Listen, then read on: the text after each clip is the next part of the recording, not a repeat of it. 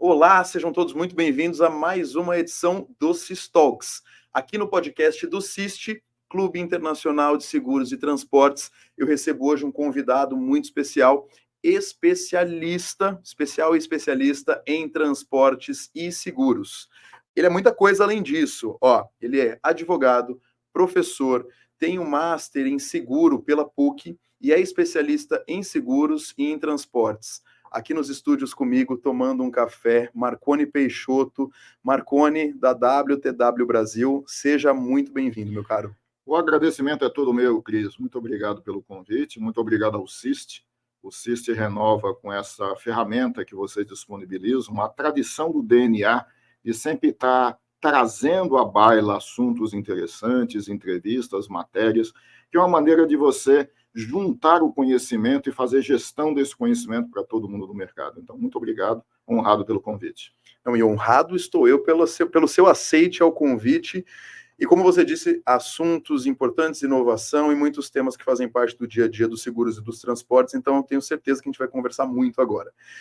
Bom, você tem quase ou mais de 10 anos de WTW Brasil, mas você tem mais de 4 décadas, me conta daqui a pouquinho no número exato, no segmento de seguros. Então, para a gente começar, eu queria saber o seguinte: como é que o Marconi chegou no segmento de seguros? Como é que é essa história? Como é que ela começa? Cara, muito interessante, porque a minha geração tem duas características, né?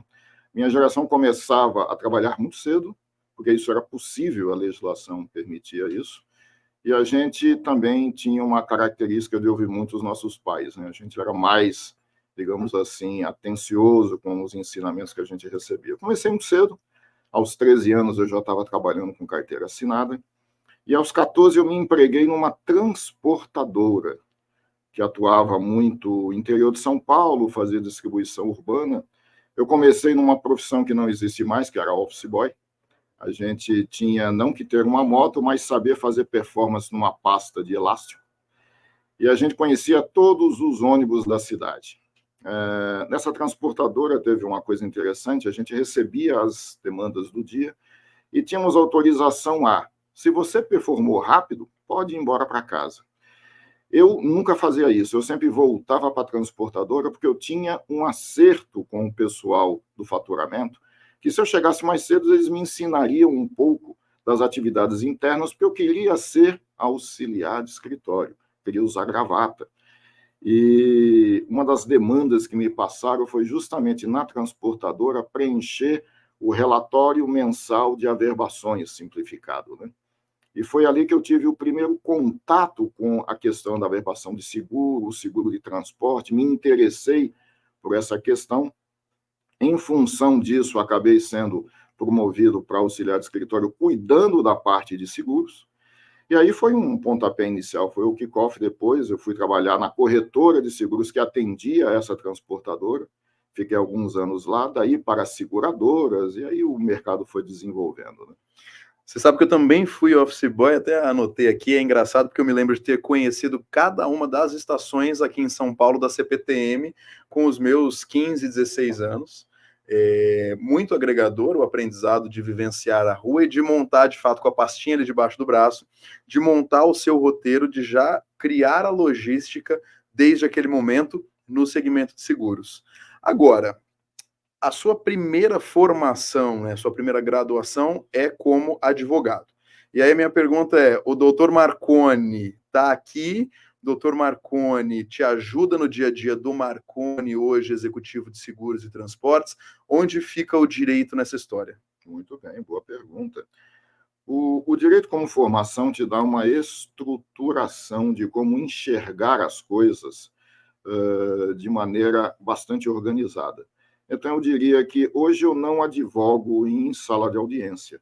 Eu advogo para os clientes da corretora que eu trabalho, né? Porque essa visão estruturada, quando a gente precisa desenvolver uma demanda do cliente, seja negociando com a seguradora, seja entendendo como resolver um determinado problema, a gente precisa estruturar tudo isso, né? Então, o endereçamento, eu brinco que eu advogo no sentido clássico, né? Qual o endereçamento, qual o fundamento dessa causa de pedir? eu não tenho o código, mas eu tenho como base a legislação da apólice de seguro, qual o benefício que vai ter o que eu estou pedindo pelo que eu estou oferecendo em contrapartida. Então, essa negociação, eu brinco que eu advogo pelo meu cliente. E advogo, inclusive, em contrário senso, quando muitas vezes o cliente pede alguma coisa e a gente, na função de orientador, diz: isso não é bom para você. E o mesmo mecanismo a gente utiliza para explicar por que não é bom para você e o convence a não levar adiante, porque eu digo, se uma seguradora autoriza isso, eu vou ficar preocupado, porque isso não é bom para a tua operação, isso não é bom para a exposição do teu risco. E aí você acaba orientando, tanto por um lado de defendê-lo, como por um lado de orientá-lo a não fazer aquilo que não é. E existe o fator Marconi, que também não levaria a algo que de fato não fosse necessário de ser levado à seguradora. E falando na seguradora, mais de 4 décadas nesse segmento, já passou por algumas das maiores, Tokio Marine, Sul América.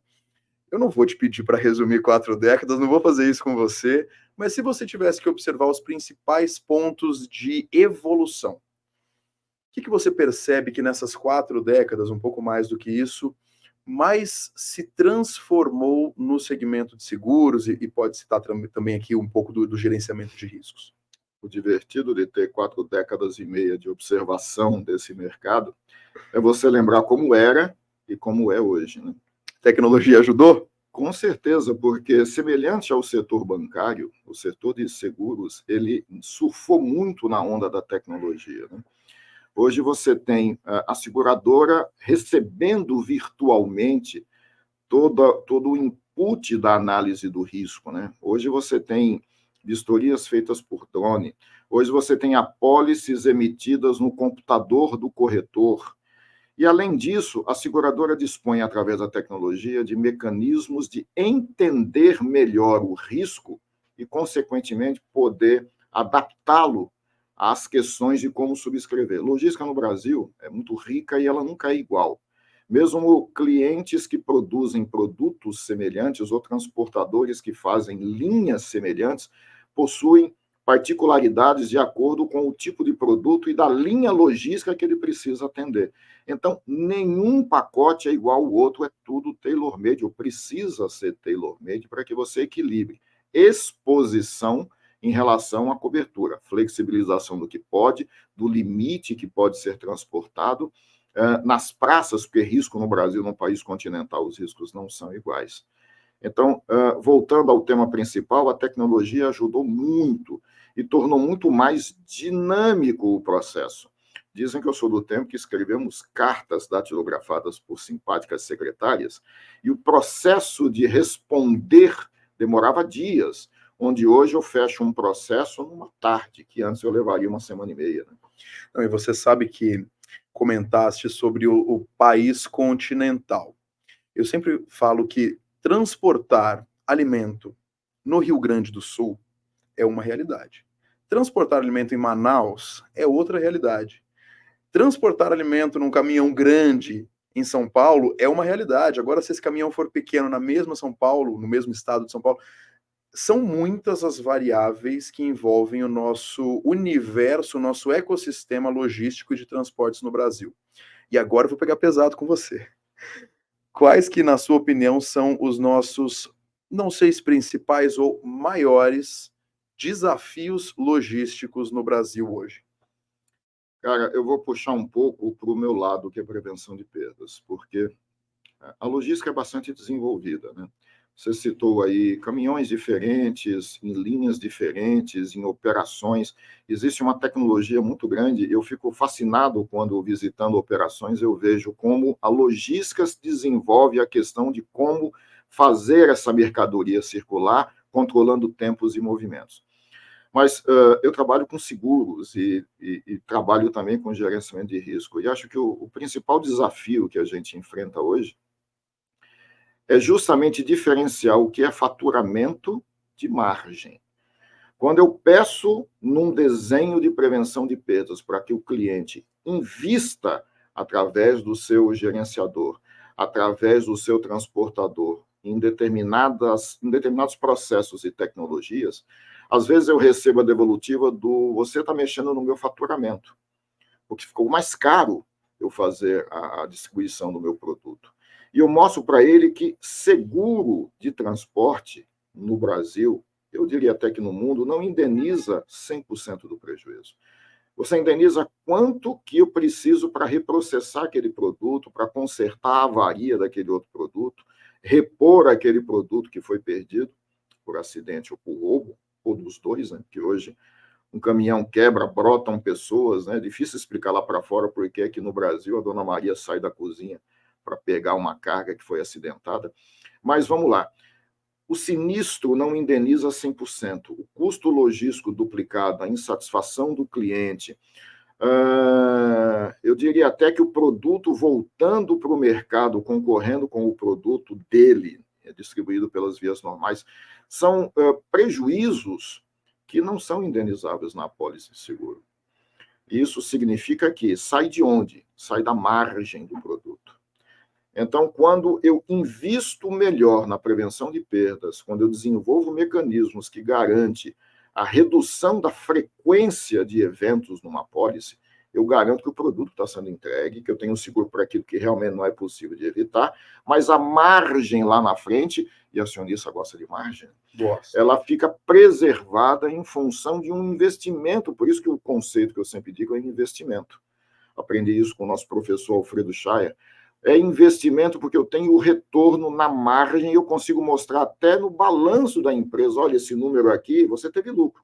Você poderia ter mais lucro se você tivesse sido mais ousado e investido aqui em prevenção de perdas. Aproveitar e mandar um abração para o Chaya, nosso sempre presidente do CIST. Sempre professor e personalidade apaixonante. Exato. Você comentou sobre o desafio de mostrar para o cliente que, às vezes, um investimento maior é necessário. Prevenção de perdas, gerenciamento de riscos exige muitos dados e muita inteligência, no sentido de inteligência de dados para ser preventivo. Isso tudo com tecnologia. Hoje, na sua atuação na WTW, você usa de todas essas ferramentas para tornar mais seguro o transporte, para tornar mais segura a logística para os clientes? Sim, isso é necessário, porque o IAEOU do gerenciamento de risco já existe há muito tempo, né? Existe o gerenciamento de risco do property lá atrás, do risco de interrupção dos lucros cessantes.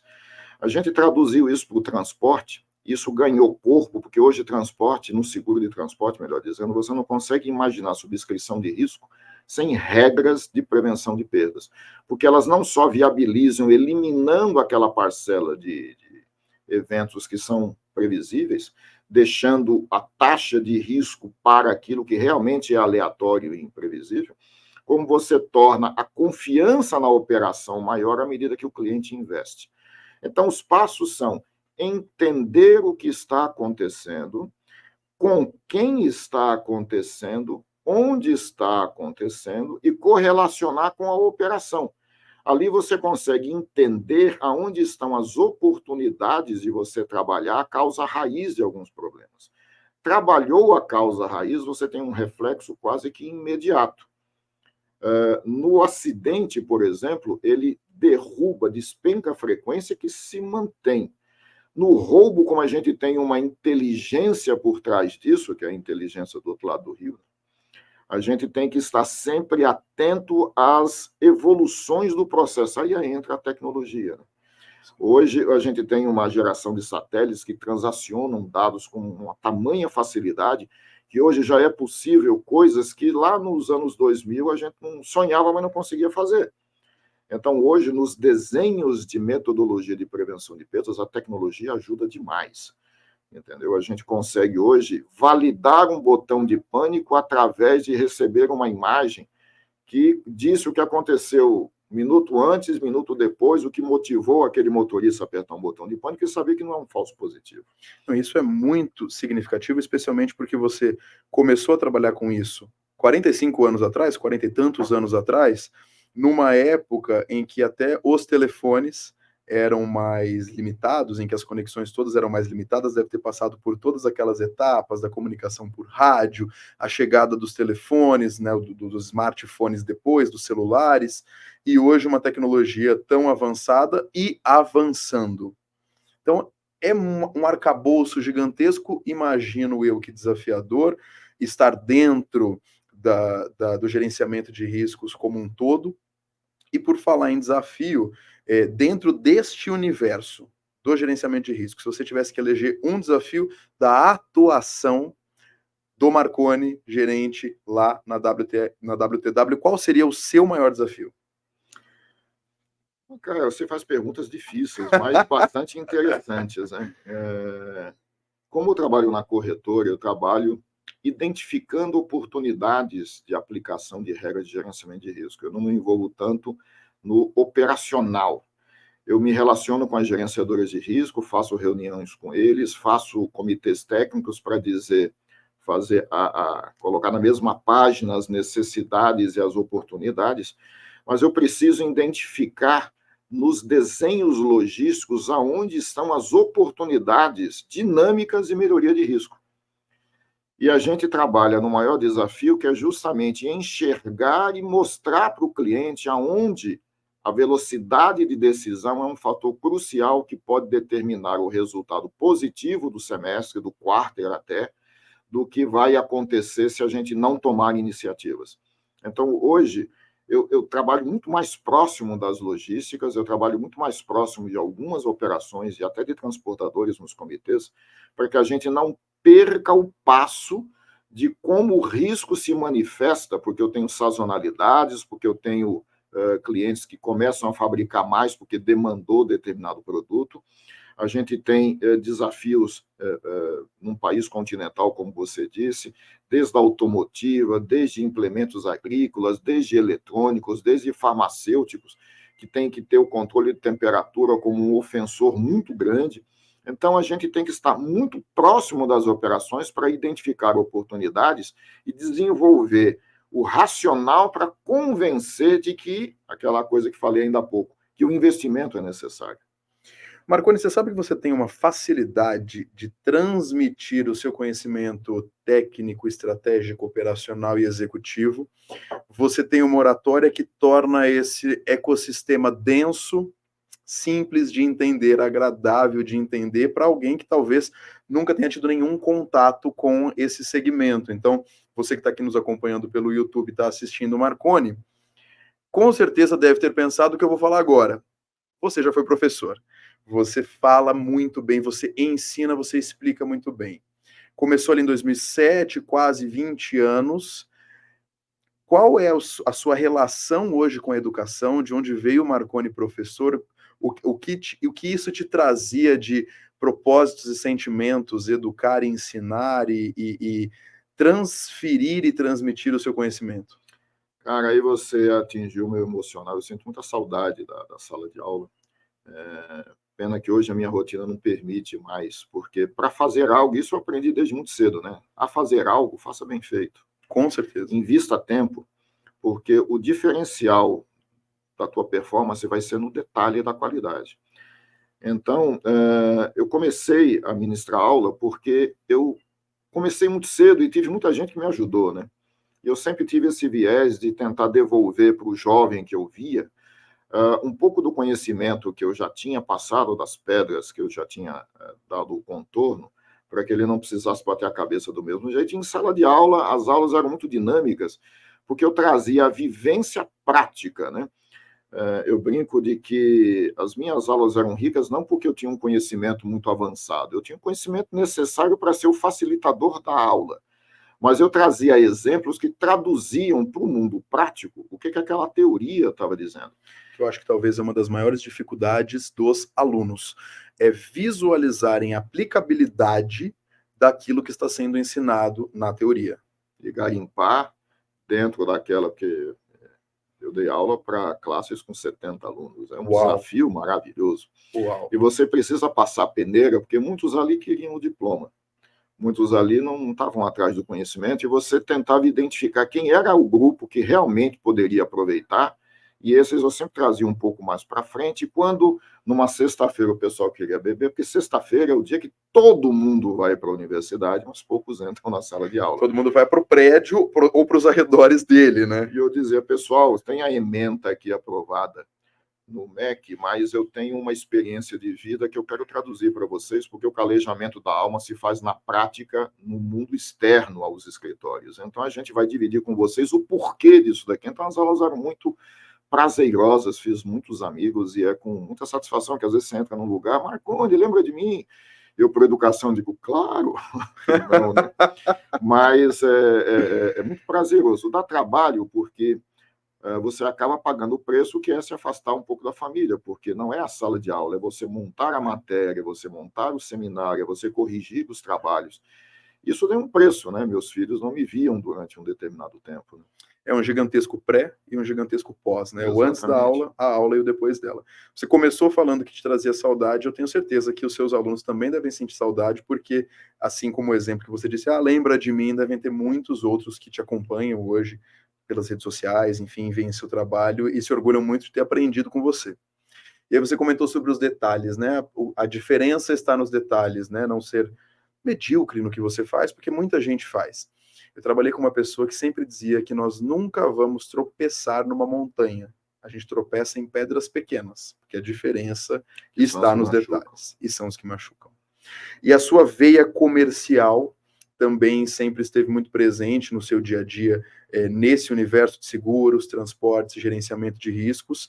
E aí aqui, uns minutinhos antes, a gente falava sobre o momento em que você informa um cliente sobre o que fazer e o que não fazer, o momento em que você olha para a seguradora e fala realmente esse é o caminho necessário.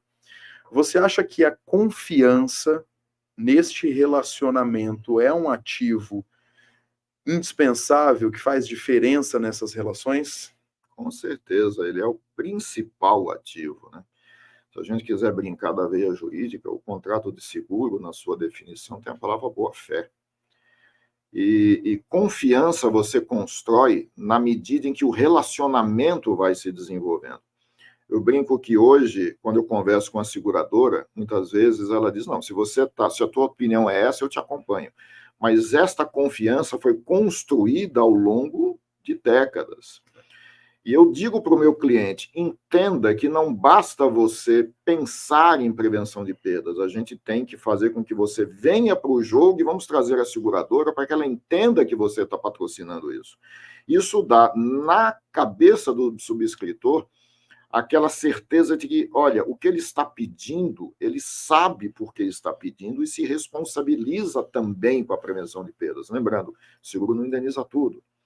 Então, esta parte que não indeniza, quem é o segurado é a própria margem do cliente.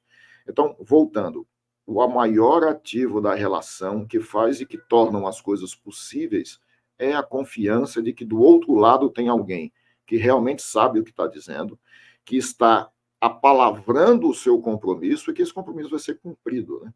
Então, a gente faz a ligação justamente para que o nível de incerteza na cabeça de um subscritor, que se existir vai ser traduzido em acréscimo de taxa, em margem de incerteza, como a gente brinca, seja reduzido a tal ponto de que ele possa confiar e jogar junto, e viabilizar aquilo que a gente entende que é necessário.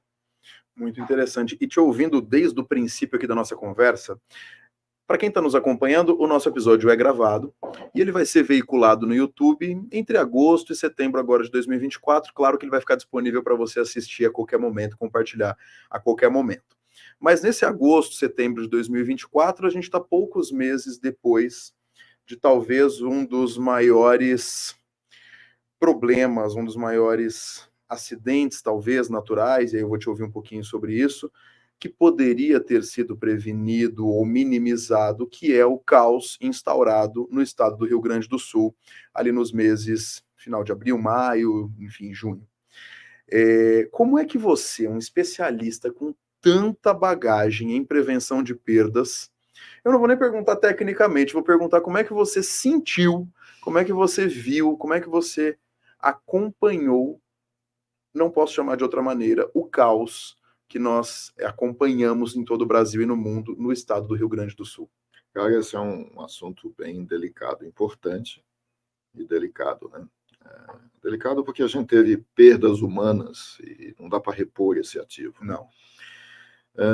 Delicado porque a gente vê, uma seguradora pagou 400 milhões, a outra 350 milhões, a outra beirando 500, a gente está falando de 1 bilhão e bufetada, e isso tem um impacto direto nas reservas, não tenha dúvida disso. O seguro está aí para isso. Mas eu trabalho com prevenção de perda já tem quase 20 anos. Né? Em 1941 houve uma enchente, se não me engano, 4,76 a água subiu, uma cidade menor, se pensou em aprender com aquele sinistro, vamos chamar assim, e se fez barreiras de contenção, comporta, bombas de recalque. Portanto, existia ali alguma metodologia de prevenção de perdas aplicada na prática com o ensinamento que foi gerado com o que se perdeu lá em 1941. Mas o interessante, todo mundo que trabalha com gerenciamento de risco vai entender o que eu vou dizer, o paradoxo é, quando é muito recente a perda, quando a frequência é instalada, quando a severidade é presente, a preocupação com a mitigação do risco, portanto, com a manutenção das ferramentas de gerenciamento de risco, e eu estou falando de processo enquanto ferramenta, ela é muito ciosa. E eu não tenho dúvida que em 1942, 45, 47, a manutenção das bombas, das comportas, era feita. Mas aí a gente está falando de 83 anos. E aí o que aconteceu nas últimas décadas? Um sucateamento de todos aqueles aparatos de prevenção de perdas. Em contrapartida de uma cidade que cresceu, portanto, a exposição a risco direto aumentou. A contratação de apólices fez com que a concentração de perdas daquela característica geográfica da cidade, que não mudou, se tornasse um potencial de perda maior. Mas, como eu disse, o paradoxo é, passa o tempo, investimento em prevenção de perdas se torna incômodo. Então, quem trabalha com GR sabe, no começo é muito barato o investimento, mas à medida que o evento começa a parar de acontecer, começa a ter aquela famosa pergunta, não tem como reduzir? E eu brinco, eu uso muito a expressão, cara, a pressão arterial é controlada por remédios de dosagens diferentes, porque existem riscos diferentes de pessoa para pessoa. Mas parou de tomar um remédio, a pressão sobe. Mitigação de risco é isso. Eu tenho conjunto de ferramentas e aplicação de processos diferentes, porque os riscos são diferentes. Mas a manutenção disso, a partir do momento que eu conseguir chegar num controle relativo desse risco, a minha responsabilidade aumenta de manter esses investimentos. E isso não aconteceu no Rio Grande do Sul.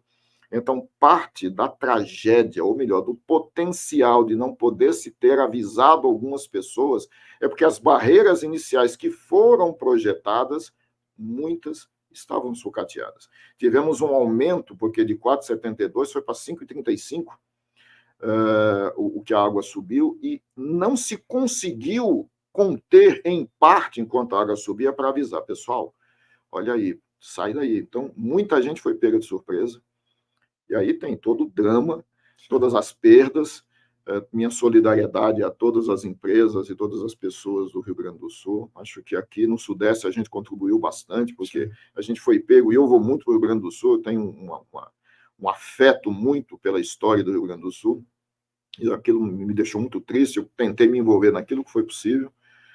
O nosso agradecimento à Mayra Monteiro, que a Beija-Flores fez um trabalho belíssimo de ajuda e que se estendeu. Mas, voltando à estaca fria, como eu digo, a prevenção de perda foi sucateada por conta do tempo decorrido. E aí fica o aprendizado, né? Pressão arterial se controla com tomar remédio. Por quanto tempo? Por quanto tempo você viver. Enquanto existir o risco.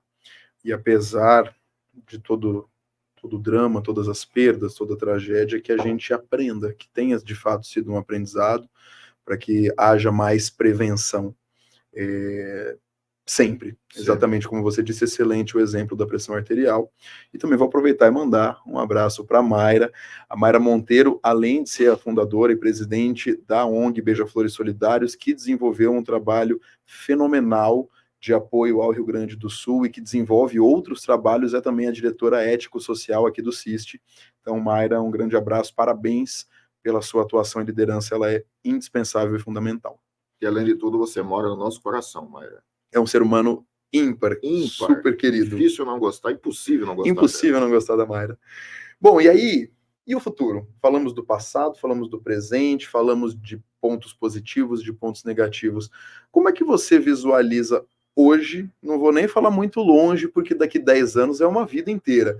Daqui a 5, daqui a 3, o que você pensa em termos de evolução, de inovação, de expansão para os seguros de transportes e para o gerenciamento de riscos no Brasil? Meu amigo, essa pergunta você me obriga a ser bem sincero. Você está fazendo a pergunta do que eu acho, e eu vou dizer a minha opinião, né? Que não tem nenhum intuito de querer lacrar. Eu acompanho esse mercado, como você comentou, já há algum tempo, e eu entendo. Eu sou da época do resseguro, monopólio da tarifa referencial, né? Todas as seguradoras trabalhavam com o mesmo produto, sim, a mesma forma de contratação. E eu acompanhei a quebra do monopólio, acompanhei a evolução da subscrição dentro das seguradoras, se deixou de terceirizar para o ressegurador a subscrição maior do desenho de um produto. Áreas e produtos foram criadas e desenvolvidas, aquelas que já existiam, muito bem. Mas eu vejo que a gente evoluiu na forma de contratação do seguro, mas nunca evoluímos no nível das coberturas. Eu falei ainda há pouco que o seguro de transporte não indeniza todas as perdas, e não há evolução no desenho do que a gente cobre. E, em parte, eu isento as seguradoras, porque no Brasil a gente tem um órgão que regulamenta, né, onde a gente aprova produtos. Eu tive a experiência de trabalhar numa seguradora no departamento de produtos, desenvolvendo o wording da apólice, os clausulados, recebendo nota técnica de atuários, sabe, nomináveis. Eu lembro de nota técnica do Wilson Villanova, BIBA número 5, e eu entendi a dificuldade do órgão que regulamenta e que, de certa maneira, com todo respeito, eu digo que também trava um pouco criatividades. Então, eu não vejo muito desenvolvimento na expansão do conceito de cobertura no seguro de transporte, com todo respeito. Vejo, sim, uma evolução natural de adequação da maneira como você contrata, a facilitação de alguns dos elementos essenciais do contrato de seguro de transporte, que é um ramo técnico por excelência, mas, muito provavelmente, mesmo quando eu ainda esteja vivo pescando, eu vou ligar para os meus amigos, vou dizer alguma novidade, alguém vai dizer, então, lembra quando você foi falar com o Cris lá no Sistol? Tá me dando spoiler, você tá me dando spoiler da minha próxima pergunta, já falou da pesca aqui, hein? Ah, sim, a pescaria é o exercício regular da paciência. E da paz. É o da que... paz, da paciência, tem muita técnica também, mas exercício da paz, né? Marconi, não, deixa eu deixar você completar, então, você estava finalizando a resposta sobre o futuro. Não, deixando claro que eu não tenho nenhuma intenção de me aposentar tão cedo, viu? Porque eu adoro fazer o que eu faço. E faz muito bem. Na altura da minha vida, Cris, as prioridades mudaram, né? Meus filhos estão criados, né? Eu não tenho mais aquela necessidade, eu preciso ter isso, ter aquilo. Hoje eu trabalho porque me dá prazer, eu me sinto útil, eu adoro o que eu faço e enfrento as dificuldades como desafios que eu digo, cara, tá aí um desafio que eu preciso desenvolver habilidades. Então, eu gosto muito disso, então eu só vou parar quando realmente não me quiserem mais ou a saúde não me permita. E, por enquanto, eu estou me cuidando bem. E é o que eu ia te perguntar justamente agora. Primeiro que, quando a gente está numa conversa tão boa, tão agradável, a gente não percebe o tempo passando. Estamos chegando ao fim aqui do nosso episódio. Primeiro, já te agradeço pela sua generosidade em dividir conosco tantas informações úteis do seu dia a dia, mas principalmente do segmento do qual o CIST faz parte, é tão relevante. Então, muito obrigado. E aí eu ia te perguntar, a gente falou ao longo aqui da nossa conversa, mais de 40, 45, mais de 4 décadas, eu vou já para cima. Quase 5 décadas de trabalho, quase 5 décadas de mercado. O que te motiva hoje? Dar minha contribuição. É entender que eu faço parte de algo e que eu me esforço bastante para que essa participação, apesar de ser muito pequena, ela seja dada com a maior das boas vontades e com o objetivo de contribuir para que, pelo menos no universo daquilo que eu consiga atuar, que o meu cliente possa ter uma solução que seja adequada à operação dele, que a seguradora se sinta confortável porque eu consegui intermediar essa questão. Essa alegria que me dá é o que me motiva todo dia levantar cedo, né? O velho levanta cedo, né? Então, levantar cedo, fazer as minhas atividades, ter o meu cronograma de cabeça e me relacionar com as pessoas. Eu adoro gente, eu adoro pessoas e é isso que me motiva hoje. Quando minha família fala, escuta, pai, eu digo, não, está muito cedo ainda, tem muito ainda a contribuir.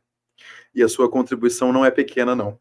A gente citou o exemplo do Chay, o exemplo da Mayra, assim como esses nomes, o seu nome é um nome com muito carinho no segmento, muito reconhecido. Mas não dá para comparar com esses nomes que você falou, não. Eu sou ainda uma mosquinha perto deles. Perto do Chay, então, eu sou um projeto. Imagina.